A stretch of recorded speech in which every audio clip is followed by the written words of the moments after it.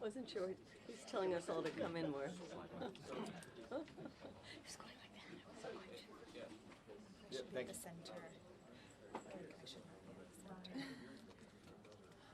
Isn't the head coming down?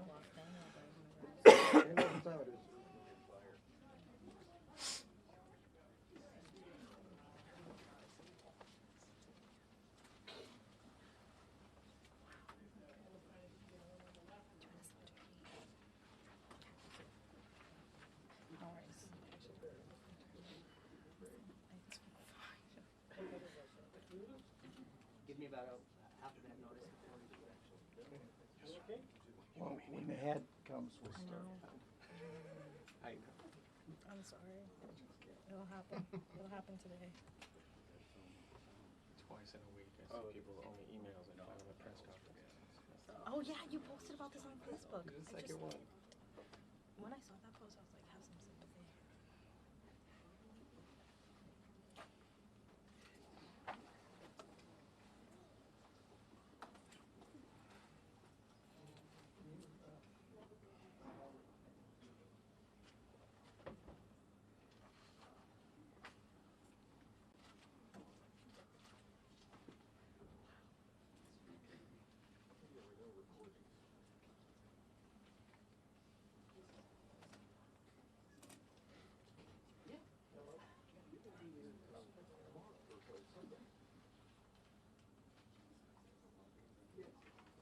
I gotta be quick, we're about to start a news conference.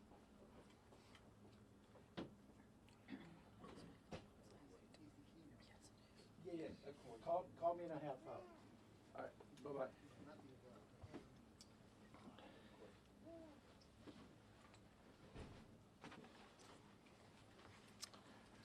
Bismillah ar-Rahman ar-Rahim, in the name of God, the Compassionate, the Merciful. My name is Ibrahim Hooper. I'm National Communications Director with the Council on American-Islamic Relations, the nation's largest Muslim civil rights and advocacy organization. Obviously, we're here today on a very tragic day to offer some kind of response to just a senseless, horrific act of terrorism that took at least 49 lives of innocent worshipers in New Zealand. And we have a number of people and groups who will respond to that. We'll quickly go through the people who are responding, offer some quick comments, and then after the end of the news conference, we'll take some questions. First of all, we'll have CAIR's National Executive Director, Nihad Awad. That's Nihad Awad, CAIR National Executive Director. Thank you, Ibrahim. Good morning. This is a very sad day for all of us. I just woke up on a call informing me that 49 people have been gunned down in 2 mosques in New Zealand by someone who believes in white supremacy and believes in the fact that what he has been told, what he has heard, that immigrants are invaders. Let me say this.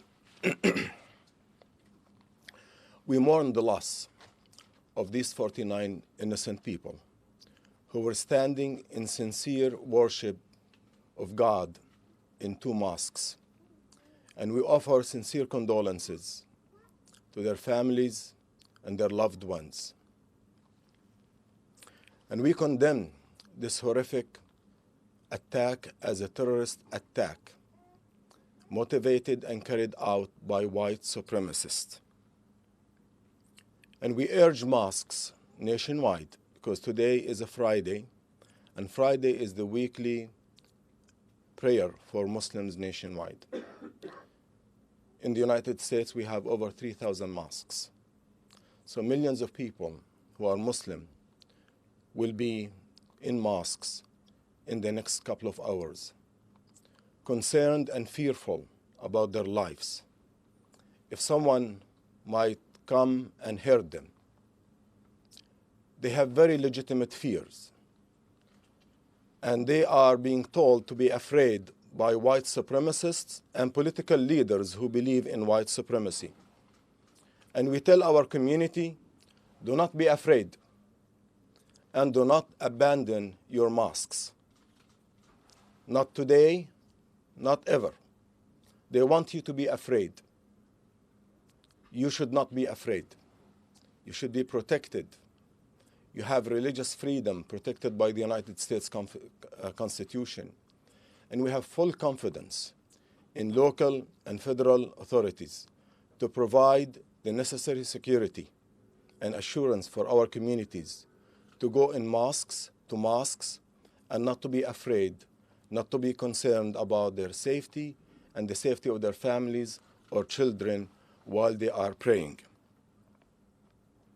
And we ask our political leaders to address the growing menace of Islamophobia and hate that has been perpetrated by political leaders, by ideologues, by people who want to run for public office, by people who won public office on the backs of immigrants, blacks, Jews, Muslims, and all minorities. We hold them accountable because their words matter. Their policies matter. The perpetrator of this terrorist attack has been inspired by hate mongers in the United States and in Europe. The perpetrator of this horrific and terrorist attack today referenced President Trump in his manifesto. In this manifesto, years ago, when another terrorist attacked people in Norway, he quoted Islamophobes like Spencer and Pamela Geller. Today, the terrorist has quoted the most powerful person in the world, President Trump. And I would like to address Mr. Trump.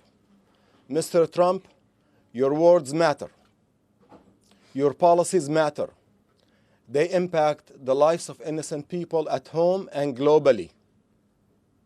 And you should condemn this, not only as a hate crime, but as a white supremacist terrorist attack. And you need to assure all of us, Muslims, blacks, Jews, immigrants, that we are protected and you will not tolerate any physical violence against us because we are immigrants or we are minority. You need to condemn this clearly today. And you do not need to be you do not need to be vague. You have to be very clear on this. And we are looking forward to hearing from you because your policies matter. During your presidency and during your election campaign, Islamophobia took a sharp rise, and attacks on innocent Muslims, innocent immigrants, and mosques have skyrocketed. We hold you responsible for this growing anti-Muslim sentiment in the country and in Europe. But also, we do not excuse those terrorist attackers against minorities at home and abroad. Our message is and should be one. We are united in solidarity. We will not tolerate division. We have to stand next to each other. In the same way, we stood with our Jewish brothers and sisters after they were attacked while worshiping in the Tree of Life synagogue. In the same way, also, we stood by our African American brothers and sisters when they were worshiping in the South Carolina Emmanuel African Church. This is the message that we are united, and we are also united against the Trojan ideology that sees immigrants as invaders. We should not tolerate this hate speech because hate speech leads to violence. And politicians can set a tone of tolerance and unity and they can also set the tone of division and violence.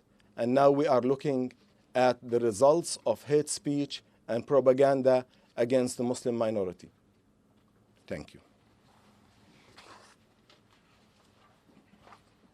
And if you read the manifesto, it's clear that this individual who wrote it wants to sow division. The very purpose of this act of violence was to sow division and to create hatred and to promote the people separating and fighting each other. And obviously, as Brother Nihad said, the answer to that is to come together in unity and solidarity. Otherwise, this terrorist or the terrorist group behind him ends up winning. Next, we'll hear from Dr. Abbas Bazagar, CAIR's research director, who will give a brief synopsis of how the data we've been seeing shows what's going on in this context, in this country and around the world. Okay, good morning. Assalamu alaikum, everybody. My name is Abbas Barzagar, A-B-B-A-S, Barzagar, B-A-R-Z-E-G-A-R. As you know, CAIR has been monitoring and reporting on hate crimes, bias incidents, and discrimination incidents for quite some time. Our office is directly responsible for that, and what we can confirm is that there is a consistent rise, as there has been a rise in anti-Semitism, attacks of anti-Semitism and others. There's been a consistent rise in anti-Muslim bias incidents and hate crimes and attacks against Muslims at mosques. And although this seems to go unreported or unnoticed in media, our offices around the country get reports on a regular basis of harassments as innocuous or as sort of day-to-day banal things like people getting harassed in grocery stores, in streets, or getting chased down on highways, to as terrible as murders, you know, in Indiana just a couple of weeks ago that no national press actually covered. And so it's absolutely necessary that we don't wait until we have horrific situations like this, horrific incidents of kind of global importance, to pay attention to this issue. I'll be quite honest, right now it seems to be the case that we only look at fires, but we smell the burning smoke from miles and miles away, and we ignore it. We say, oh, there's some burning smoke, there might be something, and we only pay attention when the fire is brought directly into our face. I'll say that the fire is there, it's brewing, it's international, and it has a source, it has a cause, it has a structure to it. And so the one thing that we have to pay attention to, I'll depart from conversations about statistics for just a second, is we have to pay attention to the ideology that breeds this kind of activity. Hate has the same DNA everywhere that you see it. Okay, hate has the same DNA everywhere that you see it. It has the same goals in mind, the same pathological ideologies that exist in this manifesto, which God forbid you would actually take the time to read, exist in the manifestos of other mass murderers around the world.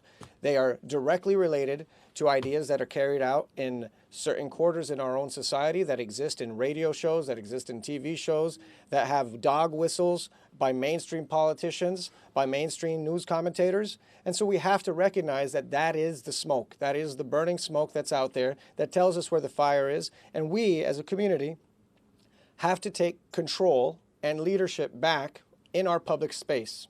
It is not the case that this is some random marginal activity on the internet in some kind of close dark web or something. No, this stuff is mainstream now. Hate has the same DNA. You can recognize it where it is, and you have to put a stop to it. We have to ask our TV networks to be responsible. We have to ask our social media platforms to be responsible. We have to ask our charities and philanthropic communities to be responsible and not allow these people to to exploit freedom of speech, exploit nonprofit covers.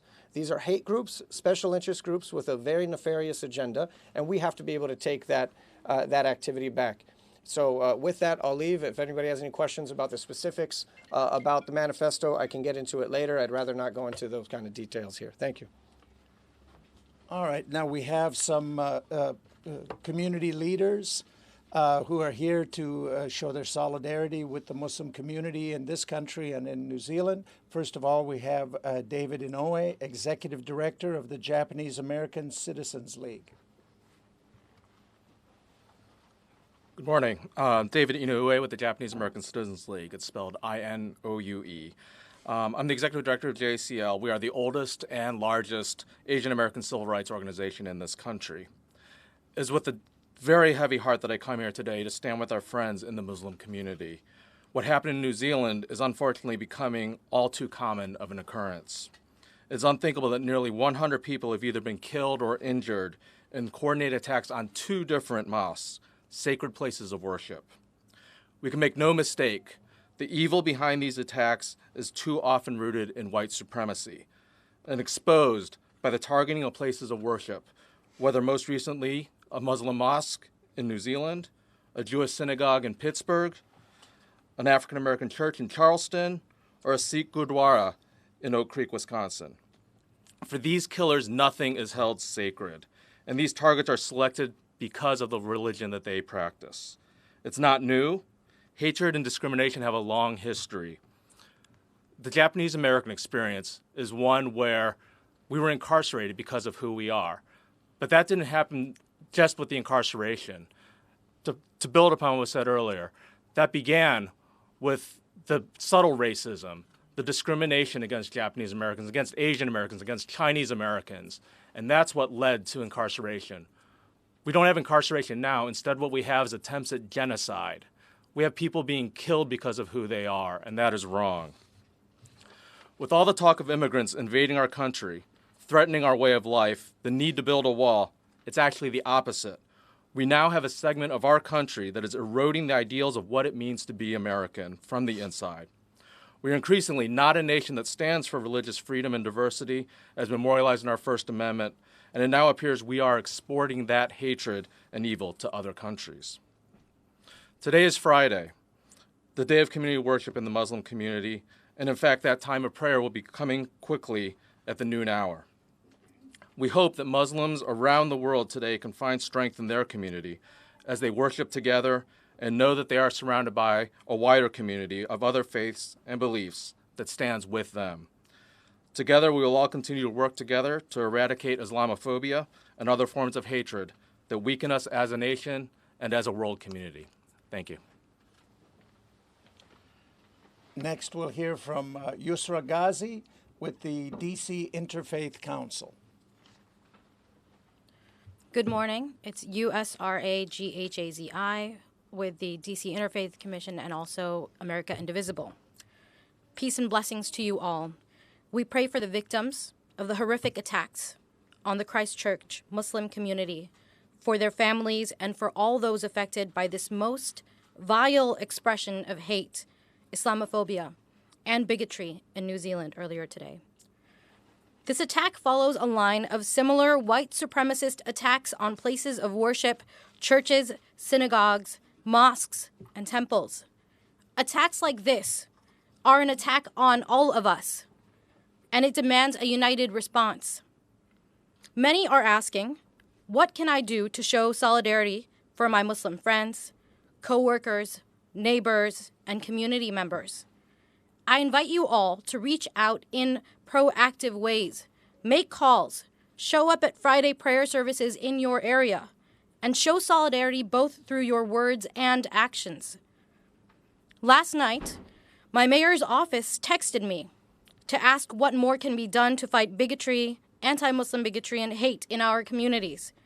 I invite all elected officials, and particularly those in local government, to reflect deeply on this question.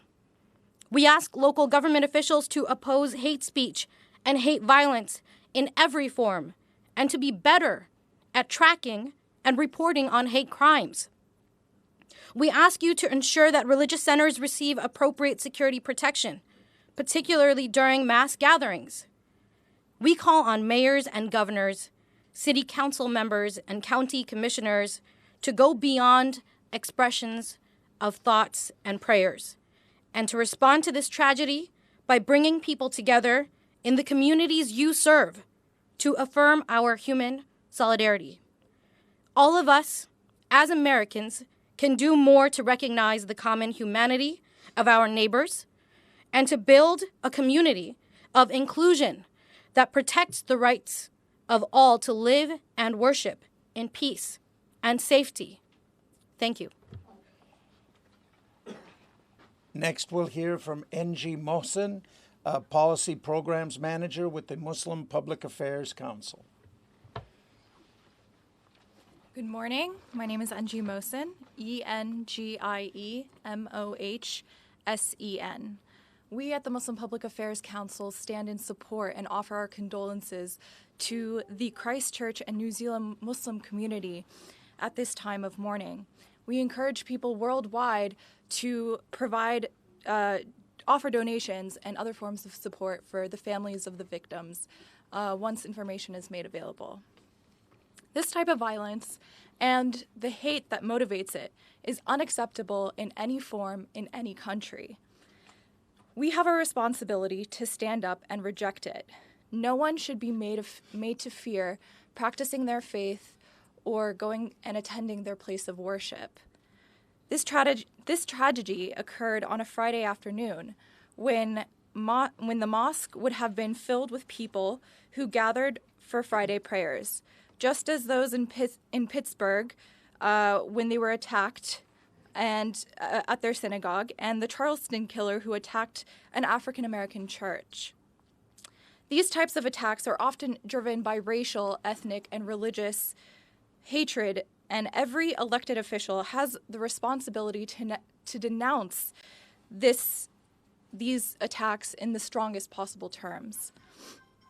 In the wake of this terrible attack, we call on elected officials to commit themselves to opposing hate speech and violence in every form, but equally call on citizens to demonstrate acts of solidarity with their Muslim neighbors and coworkers and others.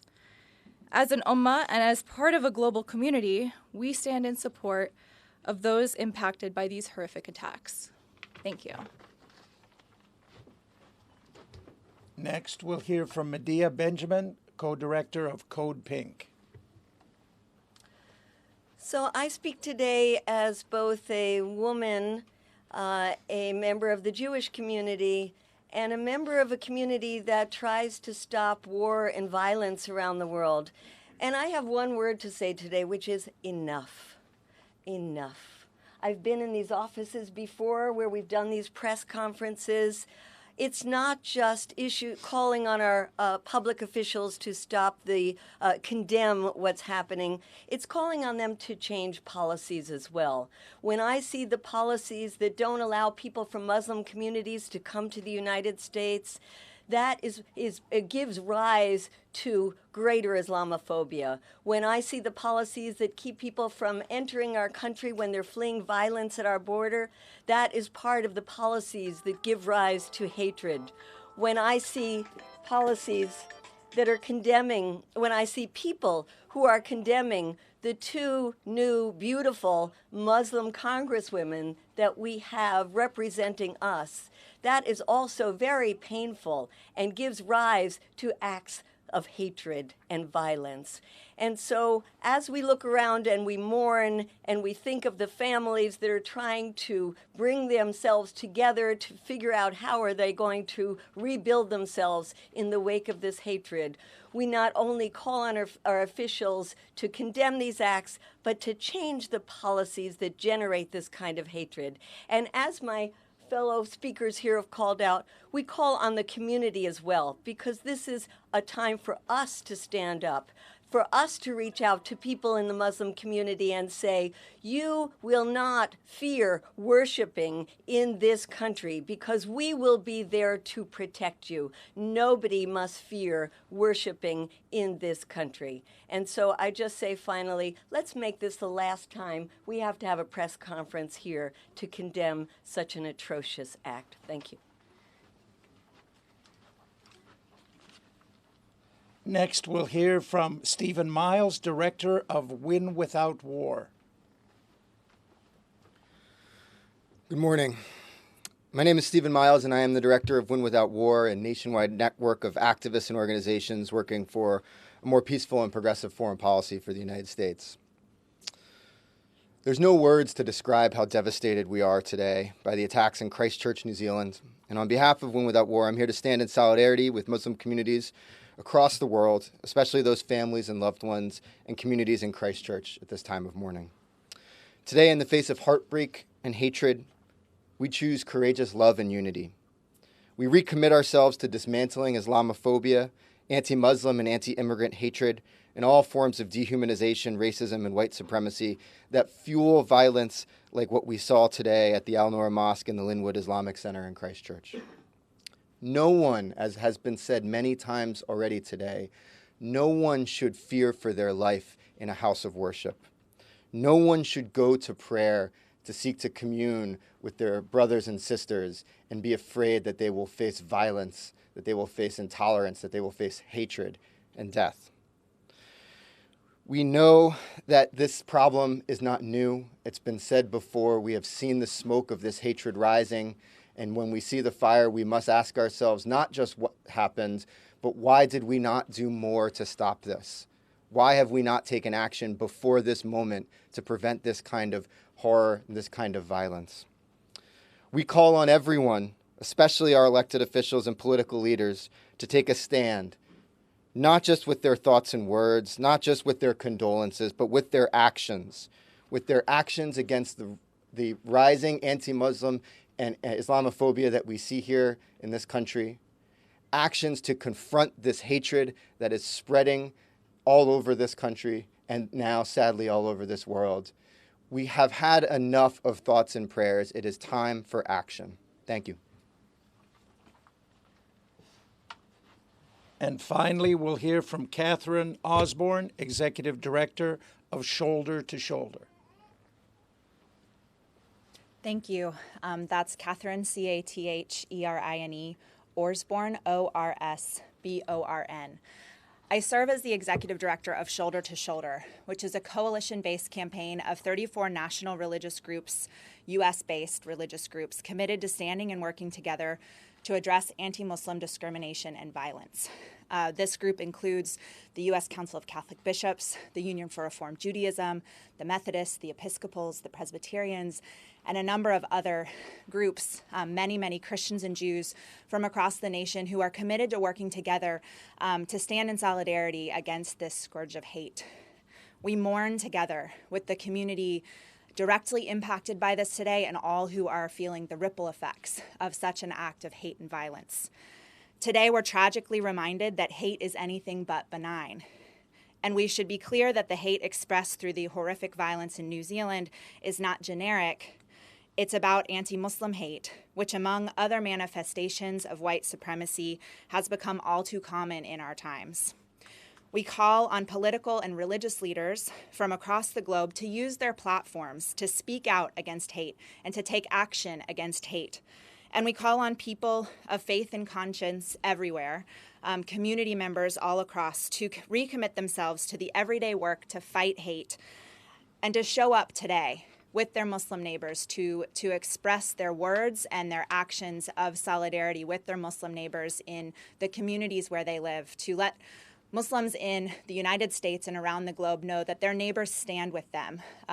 The silver lining, I think, in situations like this is how many calls I know our organization receives, and I imagine many others in this room also receive, of support and solidarity. We see so many people who want to fight against this type of hate, and we have to keep that going, and we need support from political leaders in particular in addressing this. So together we can advance a world where no one fears for their safety because of how they pray, where they come from, or what they look like, and that's the world we want to bring forward. Thank you.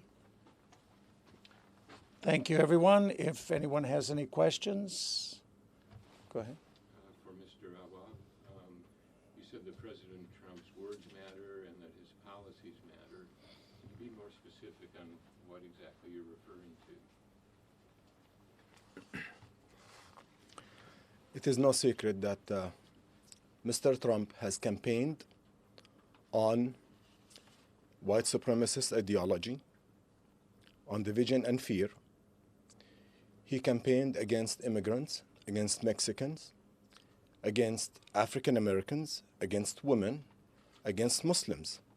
Muslims have received the lion's share of his attacks. He promised to shut down immigration from Muslim countries to the United States, and he made that into policies through his executive orders. He said that Islam hates us.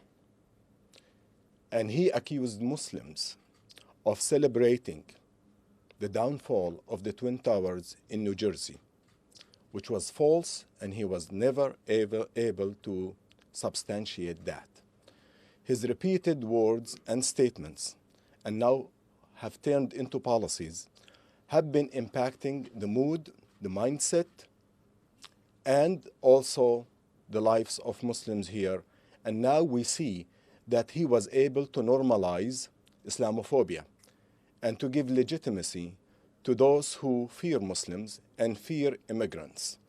So it comes back to him, and we tell him that your words matter and your policies matter. And if he would like to be the leader of the free world, he has to change his policies. And he has to reset the tone by recommitting himself to unity, equality, not only in words, but also in policies. So he has a lot to do, and we hope that he will take the first step by condemning this as a white supremacist attack and terrorist. The killer of this tragedy in New Zealand has cited or referenced Trump. And Mr. Trump should reflect on this. Very few people around the world admire him. And now the ones who are admiring him are the ones who see fear of the other. And he has a role to play in fixing this problem. He's not the only one who's responsible for this, but being the President of the United States, he has a lot of responsibility to reflect on. Any other questions? Yeah. Do you think President Trump's message of condolences this morning is sufficient? It's a first step, but I think his words are hollow. He has to condemn this as a white supremacist terrorist attack. And he has to commit that policies will follow, change of policies. Otherwise, we will continue to see the rise of anti-immigrant sentiment and attacks, anti-Muslim sentiment and attacks, and we will see, unfortunately, more violence against places of worship at home and abroad. Hi, for Mr. Watt as well. The author of the manifesto, to the question of whether he supports Donald Trump, he said, as a symbol of renewed white identity and common purpose, sure. But he also said, as a policymaker and leader, dear God, no. So it seems like he himself, at least, didn't see himself as being led by Donald Trump. You said Donald Trump Well, was I think it. responsible for the attack. Yeah. Do you think it's possible this man could have come to these conclusions without a President Donald Trump? Well, you always have hatred and bigotry out there.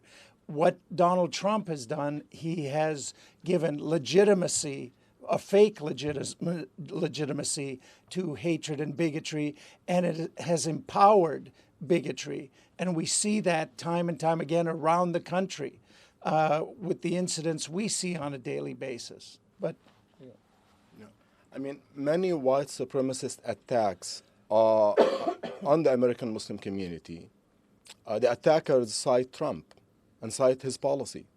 So I don't think any one of us should be surprised that what he says and what he does impacts the attitudes and actions of people, not only at home, but now abroad. And now this anti-immigrant sentiment is globalized. And the leader of the free world has a lot of responsibilities. He should not minimize the importance of his words and his actions and his policies. And of course, no one's saying that every follower of Donald Trump is a bigot, but there's going to be that tiny minority who take his bigoted words and bigoted policies and turn them into violent actions. Any other questions? Yeah. Last week, the House passed a resolution condemning religious intolerance. Is there anything else you would like to see from congressional leadership to condemn rhetoric that is perceived to be anti-Muslim? Yeah, frankly, condemning rhetoric is rhetoric. It has to be backed up by action, and one of the easiest ways for Congress to get behind this is to increase the capacity for state, local municipalities to report on hate crimes and to mandate that kind of reporting. The own FBI's hate crime statistics are an absolute mess. They admit it. There's no method for us to even understand what's happening out there. Okay, so the U.S. Congress can get behind by passing measures to force states and local municipalities to report better and consistently on hate crimes and bias incidents.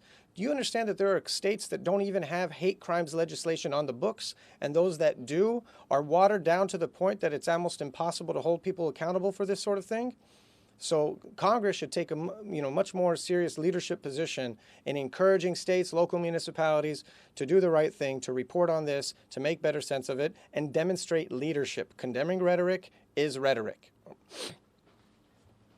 An example of the state without hate crime laws, Indiana. And we just had a murder in Indiana by a man who three witnesses say was shouting anti-Muslim slurs when he allegedly committed the act of murder. So any other questions? Just one quick question. A lot of people are going to hear what you say, and they're going to say, yes, but this took place in New Zealand.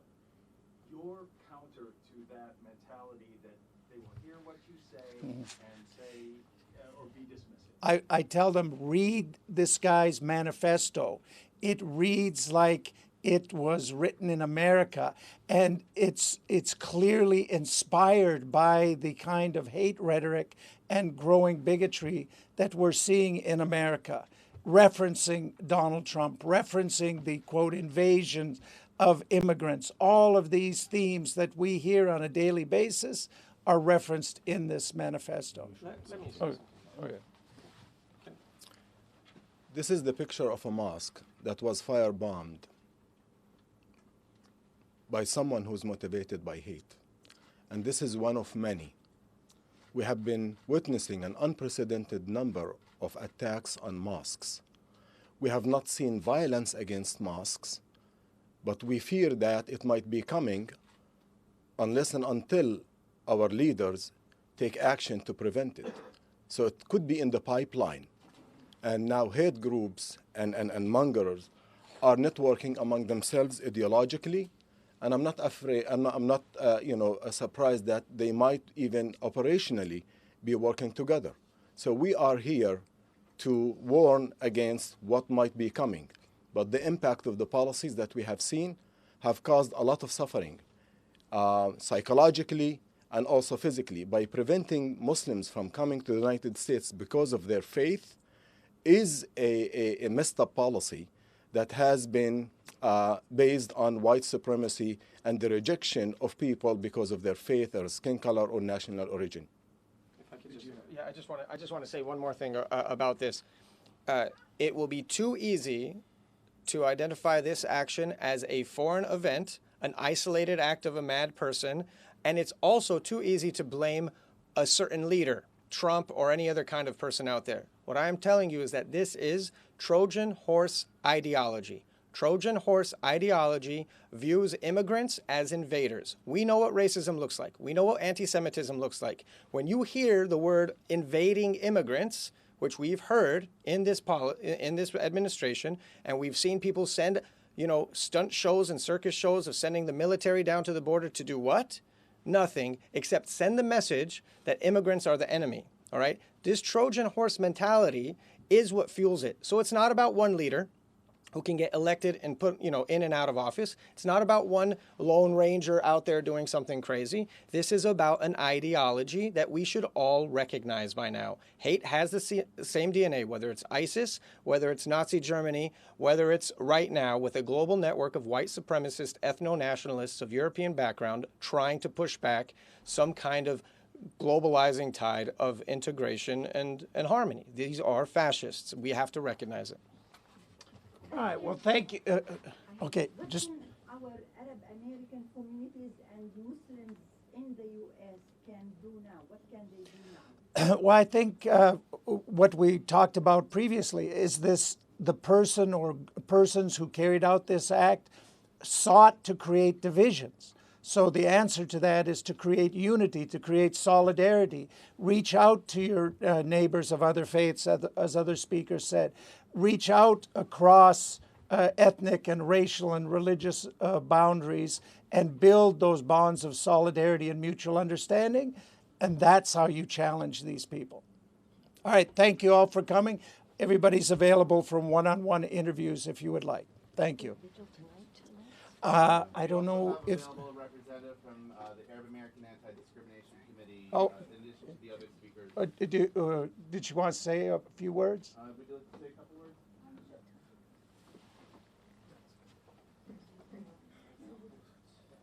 Just state your name and title. Iman Bukadum, I-M-A-N, last name B as in boy, O-U-K-A, D as in dog, O-U, M as in Mary, and sure, I'm the senior staff attorney at the American Arab Anti-Discrimination Committee. First of all, ADC and the American Arab community, in unequivocal terms, absolutely condemns this white supremacist crime. It's a crime against Muslims, immigrants, and all people who believe in equality, who believe in human rights, and who believe in social justice. We're absolutely disappointed with our president, and we understand that our president's rhetoric and his model and example are part of the problem, and that he, in fact, is helping white supremacists around the world perpetrate heinous crimes. And so we call on our president to hopefully, categorically condemn what is obviously a terrible, heinous crime against Muslims, against immigrants, and against people who have the right to worship. And so we just want to say that this is a time of mourning. Our heartfelt condolences go out to the community in New Zealand. We are here for you, and we just ask that all Muslims around the world and all those who attend Friday prayers and messages generally be vigilant, and please stay focused on your safety, and feel free to reach out to us if you have any questions or issues. Thank you so much to CAIR, and peace and blessings. All right. Again, thank you for coming, and everybody's available for one-on-one interviews. Thank you.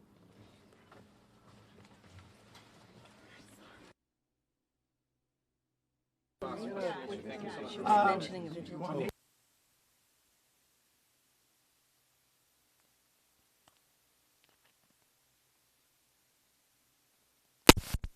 Doing a